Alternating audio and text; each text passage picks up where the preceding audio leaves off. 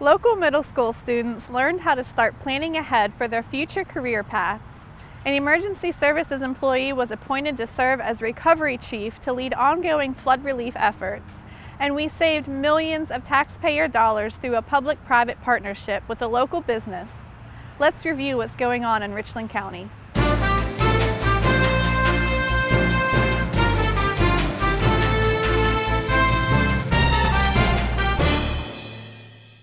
Richland County Council Chairman Tori Rush, Longleaf Middle School, Midlands Regional Education Center, and Midlands Education and Business Alliance all joined forces to hold an interactive and informational event for local middle schoolers.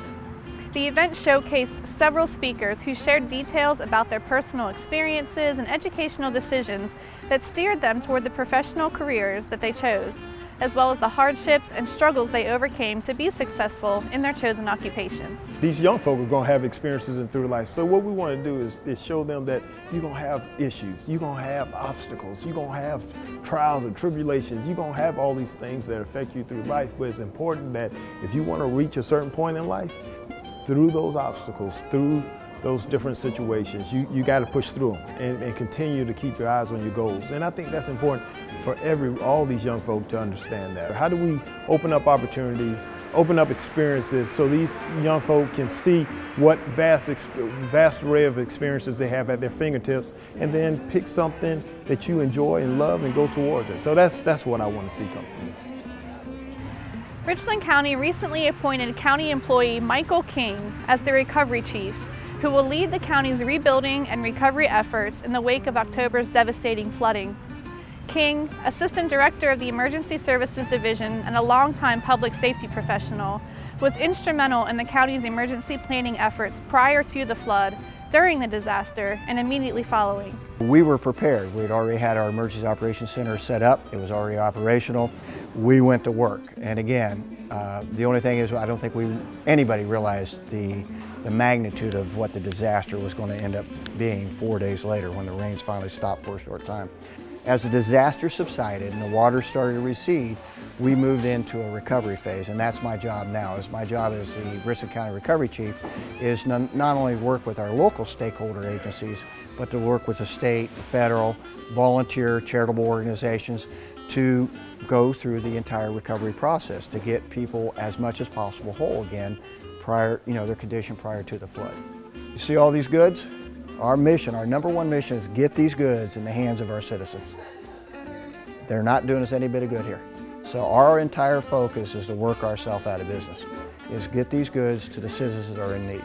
And that's where we're going to be focused. You call 929-6000. That starts you off. So no matter what you need from Richland County or what you might need us to help you get, such as information or referral to another agency, it starts with 929-6000. That's the Ombudsman's office.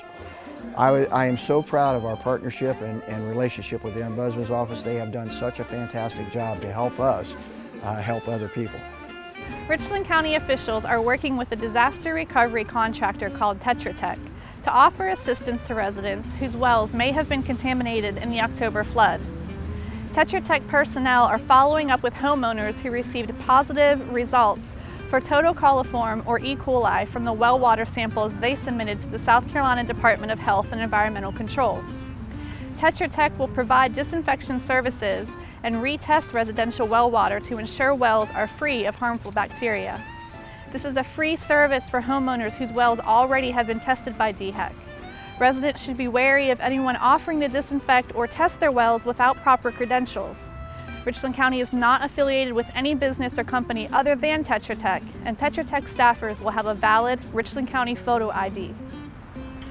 An aerial mosquito spray mission was recently performed across 114,000 acres in Lower Richland in response to last month's flooding, which has caused a significant surge in mosquito population. The product used in the spray application was Dibrum, which is registered with the Environmental Protection Agency for use in mosquito population control and poses no undue risks to humans or the environment. Dibrum is applied at low dosage rates using specialized equipment that automatically adjusts for aircraft speed, altitude, and wind speed. Richland County vector control officials urge residents to help combat the increased mosquito activity by emptying any standing water on their property and using protective measures such as wearing long sleeves and using repellents according to the label. The Richland Soil and Water Conservation District and the City of Columbia have partnered to fund environmental projects at 5 local schools through Conservation Education Mini-Grants and Clean Stream Columbia Awards. These awards provide up to $250 for projects that protect water quality, enhance wildlife habitat, and help students become better environmental stewards. This year's award recipients are Bradley Elementary and Lower Richland High School in Richland District 1, Catawba Trail Elementary and Ridgeview High School in Richland District 2, and Dutch Fork Elementary in Lexington, Richland District 5. These grants are awarded each spring and fall, and faculty and staff of Richland County Schools are eligible to apply. The next application deadline is February 15, 2016, and details and an application are available online at rcgov.us/rswcd. Construction begins December 7th on the first Greenway project of the Richland Penny Transportation Program. The nearly $1 million Lincoln Tunnel Greenway includes funding from the City of Columbia and the South Carolina Department of Parks, Recreation, and Tourism. The Greenway will link the Vista Dining and Shopping Center to Finley Park.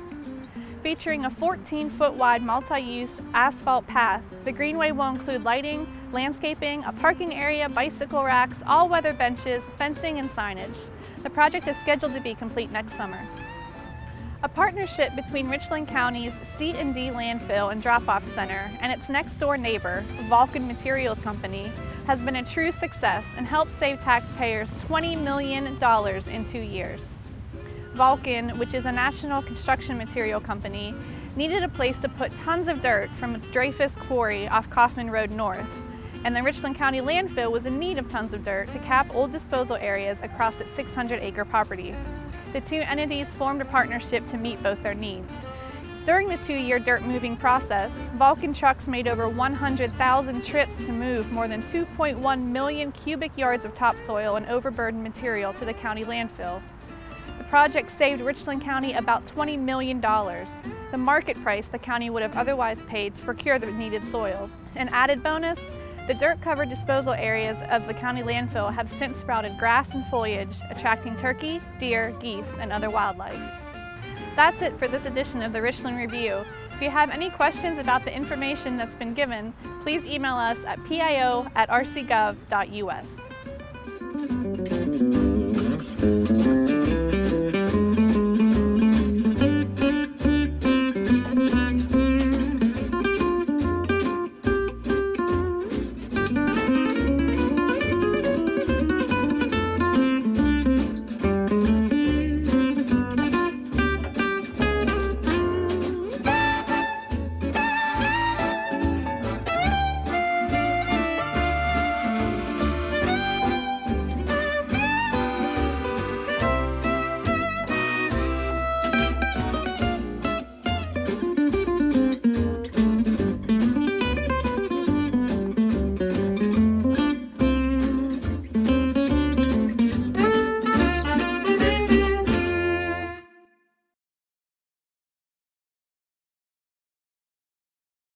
Richland County officials are working with the disaster recovery